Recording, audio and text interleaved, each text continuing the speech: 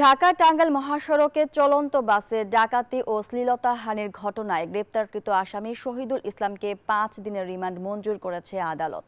এ ঘটনায় দুই আসামি সবুজ ও শরীফুজ্জামান আদালতে স্বীকারোক্তিমূলক জবানবন্দি দিয়েছে।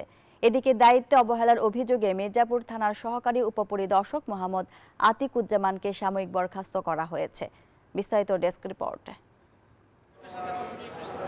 ঢাকা থেকে রাজশাহীগামী চলন্ত বাসে ডাকাতি এবং যাত্রী শ্লীলতাহানির ঘটনায় মামলার পর থেকে নানা নাটকীয়তা শেষে শনিবার 3 জনকে গ্রেপ্তার করা হয়েছে বলে জানালো টাঙ্গাইল পুলিশ।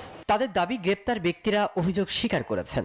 আমরা প্রাথমিকভাবে আরো কয়েকজনের নাম আমরা ইতোমধ্যে পেয়েছি এবং সেই বিষয়গুলো নিয়ে আমাদের তদন্ত প্রক্রিয়া চলছে। পুলিশ বলছে, বাসে নারী যাত্রীদের প্রাথমিকভাবে ধর্ষণের আলামত পাওয়া যায়নি। গ্রেপ্তারকৃতরা আন্তজেলা ডাকাত দলের সক্রিয় সদস্য বলে দাবি করেছে পুলিশ। ইতোমধ্যে এই মহাসড়ক বাস ডাকাতির 3 জন সক্রিয় সদস্য মুহিত, সবুজ এবং শরীফুজ্জামানকে আমরা গ্রেপ্তার করতে সক্ষম হয়েছি। এদিকে ঘটনার দিন ডিউটি অফিসারের দায়িত্বে থাকা মোহাম্মদ আতিকুজ্জামানকে সাময়িক বরখাস্ত করা হয়েছে। যাত্রীরা কারণ এই এলাকার লোক তো কেউ না, আর ওরা তো আসলে আইনগত ব্যাপারগুলো এত সাধারণ মানুষ হয়তো বুঝেও না যে একটা অভিযোগ করতে হয় বা ইয়ে করতে হয়।